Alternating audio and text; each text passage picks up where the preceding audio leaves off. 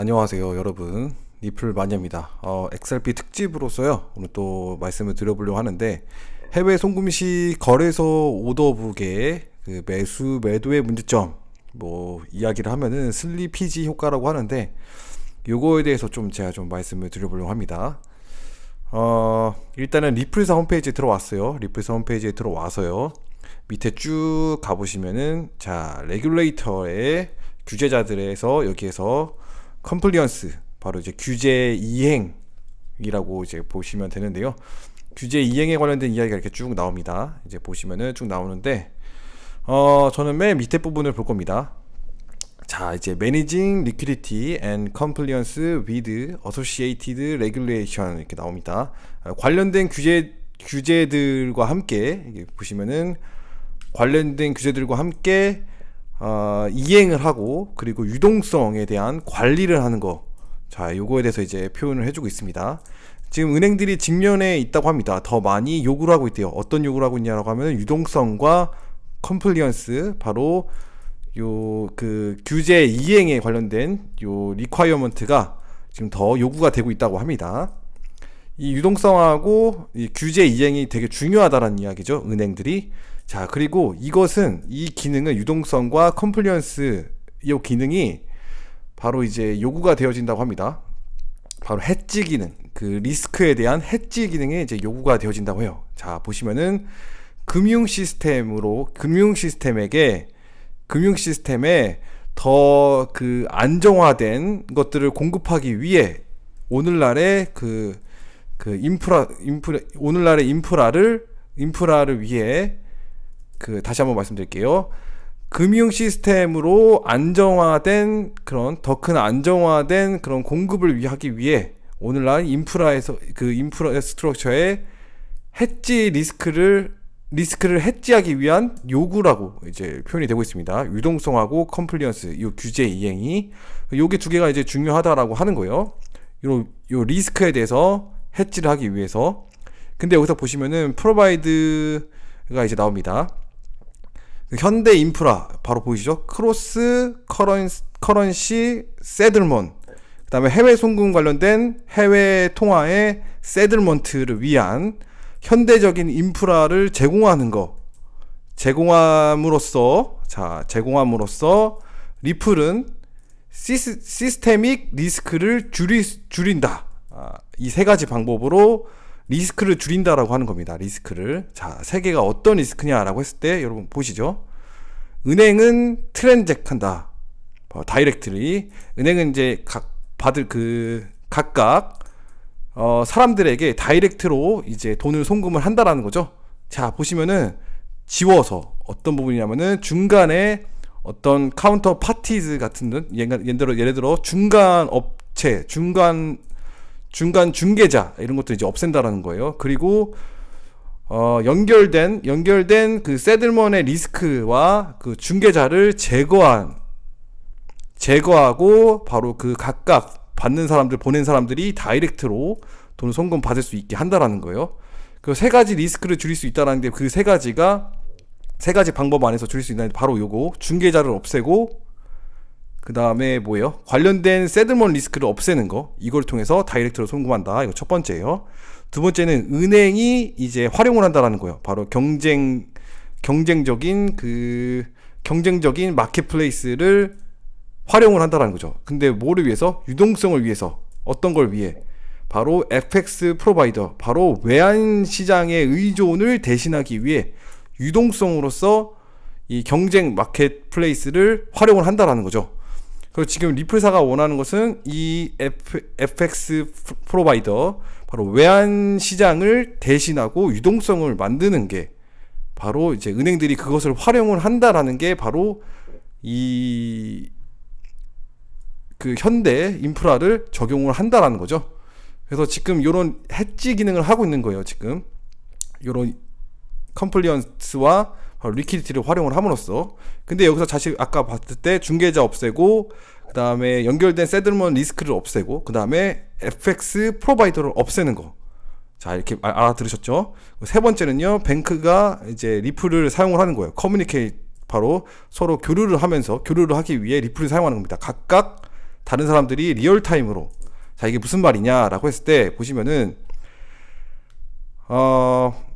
absolutely certainty 이렇게 나오거든요. 이제 절대적으로 확실하게 certainty라고 하는데, 절대적으로 확실하게 컨펌 딜리버리가, 돈이 전달된 걸 컨펌할 뿐만 아니라 잘 될 뿐만 만큼 이렇게 다시 헷갈렸어요. 막 말에 더듬는데, 그 절대적인 그 확실한 거와 함께 그 딜리버리, 돈의 송금이, 그 컨펌이 이제 그 잘 되는 것 같이 그들에게 이제 실행이 되기 전에, 자 돈이 송금하기 전에요. 돈이 송금하기 전에 페이먼트로 그 리스크, 그 아이덴티하고 그 식별하는 거, 그들이 누군지 식별을 하고, 그 다음에 리스크를 해결하는 거, 페이먼트를 위해서 해결하는 거에 대해서 이제 허용을 하는 그런 리얼타임 요 커뮤니티를 하고 있다는 거죠. 결국 이 말은 무슨 말이냐, 제가 다시 한번 설명드리자면,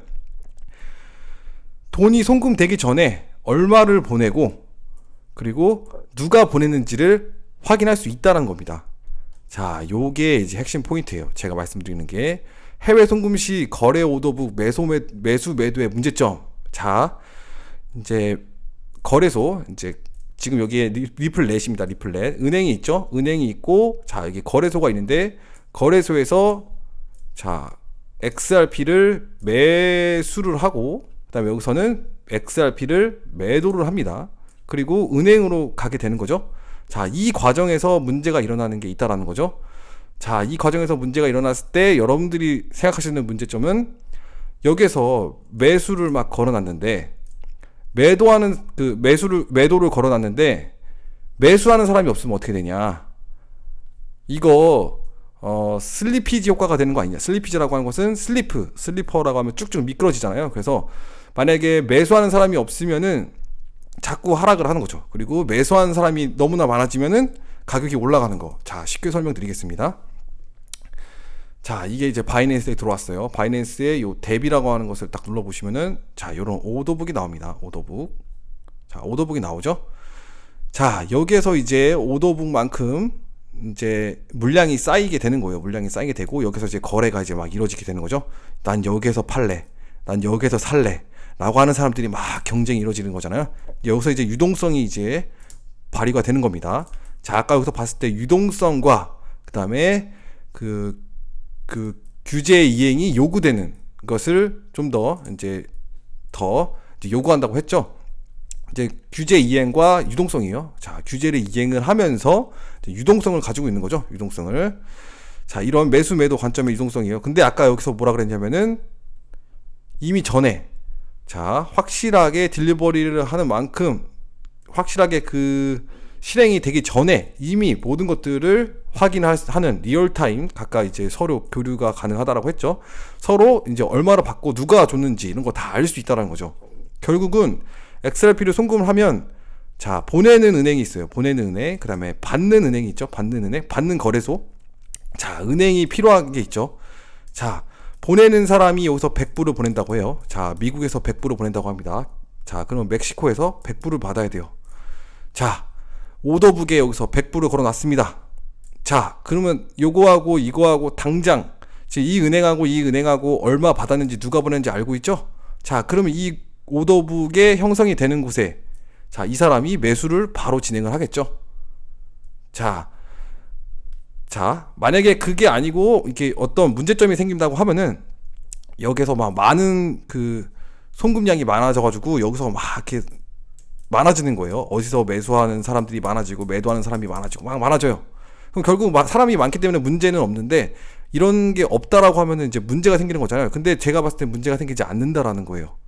자, 이 거래량이 없어도 받는 사람이 있고 보내는 사람이 있고 받는 사람이 있는 거죠. 보내는 은행이 있고 받는 은행이 있는 거죠. 그럼 여기서는 100개, 만약에 100불어치 매도를 걸어놨어요. 그러면 여기서는 매수를 해서 사는 거죠.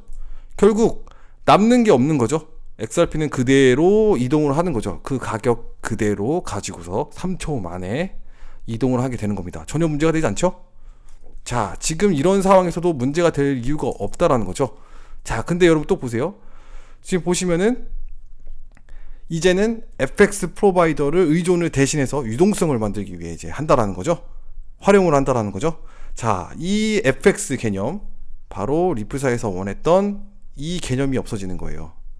온 디맨드 리퀴디티 이제 보시면은, 자, 이렇게 있죠. 요 거래소라고 했죠. 이게 이제 ODL이 맞는데, 이게 진짜 ODL이 맞는데, 현재 요거는 리플렛이라고 했죠. 리플렛. 자, 지금은 리플렛을 활용을 하고 있는 거예요. ODL, 진짜 ODL을 활용하지 않고 있습니다, 여러분. ODL을 활용하지 않고 있어요. 우리가 보는 ODL, 그런 그 그래프로 나타내는 그런 ODL 볼륨은 바로 요거만 나타내는 거예요. 요거. 그리고 지금 리플사에서 그 은행에서 암호화폐의 사용이 이제 규제가 허락이 되고 사용을 하게 된다면은 이 외환시장에서 했던 요 거래소들이 없어진다고 말씀드렸죠. XRP로 바로 이동하는 거예요. 이거를 의존하는 대신, 영어로 아까 나왔죠. 의존하는 대신 바로 돈이 이동을 하는 거라고 했어요. 그래서 지금 현재는 커런트, 바로 이제 리플렛을 활용하기 때문에 지금 거래소를 이용을 하고 있는 것 뿐인데, 이게 이제 필요가 없어지는 거죠.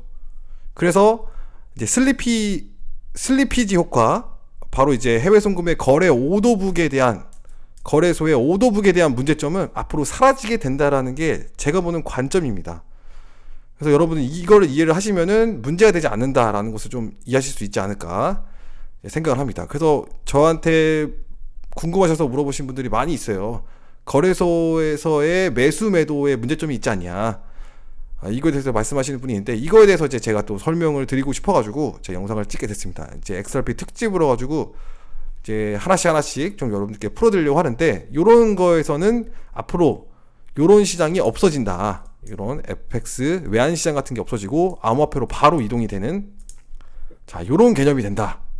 이렇게 잘 알고 계시면 되고, 또 이렇게 생각하시는 분이 있을 거예요. 암호화폐를 받으면은 요거 현금으로 빼야 될 거 아니냐, 이렇게 말씀하시는데, 당연히 현금으로 빼야 되겠죠. 현금으로 빼야 되는데, 이 거래소는 아까 여기 봤듯이 받는 사람하고 보내는 사람하고 받는 사람하고 이미 돈을 보내기 전에 알게 된다라고 이제 표시가 나왔잖아요. 서로 소통하면서 알게 된다. 내가 100불을 보낼 테니까 지금 시간으로 100불 보내면 너 100불 받을 거야. 이런 식으로 이제, 그래서 이제 이 거래 오더북에서도 바로 이제 매수 매도가 바로 이루어지게 되는 거죠. 근데 이거 과정이 없어진다고 하면 오히려 더 빠르게 되는 거죠. 더 빠르게 XRP로 보관하고, XRP가 변동성이 있다라고 하는데 변동성 맞게 바꿔주면 되는 거예요. 그렇죠? 변동성 맞게 바꿔주면 되는 거예요. 근데 이제 그거에 대해서는 저희가 신경 쓸 부분이 아닙니다. 아직까지는. 왜냐하면 다른 암호화폐도 변동성이 있으니까. 그거 이제 말씀드리기보다는 XRP 브릿지로서 활용성이 있냐, 지금 요 관점으로 보셔야 돼요. 그래서 이 FX, 이 외환시장 의존을 버리고 이제 새로운 그 XRP로서 그 중간에 아까 중간 거래 그 중간에 있는 그 거래자가 없어지는 거죠. 그리고 바로 돈이 송금되는 세들먼의 리스크를 최소화하는 관점으로서 이제 가게 되는 겁니다. 요렇게 이제 여러분께 말씀드리고 싶었습니다. 저는 여러분 다른 거 지금 설명한 게 아니잖아요. 리플사에서 이야기한 그대로를 가져와서 또 오더북을 여러분들에게 또 설명드리고, 또 제가 가진 관점을 이제 말씀드린 것 뿐이고, 그래서 이제 매수 매도의 문제점은 없다. 보내는 은행이 있으면 받는 은행이 있기 때문에 매수 매도의 문제점, 거기에 거래량이 풍부하지 않더라도 충분한 문제점은 보이지 않는다. 그리고 유동성이 많고 거래량이 많다면 오히려 더 문제가 되지 않는 거죠. 이제 그런 차이점을 알고 계시면 좋을 것 같습니다. 그래서 짧게 오늘 XRP 특집으로서 해외 송금 시 거래소 오더북 매수 매도 문제점에 대해서 제 관점을 여러분들께 이제 말씀드려봤습니다. 즐거우셨다면 좋아요와 구독, 알림종 꼭꼭 부탁드립니다. 감사합니다.